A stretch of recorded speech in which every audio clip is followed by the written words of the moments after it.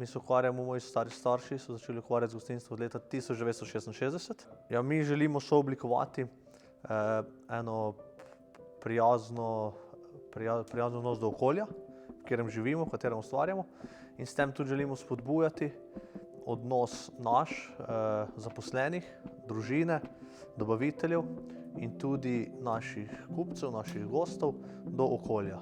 Ja, smo idejni vodje projekta Črno-belo bogastvo.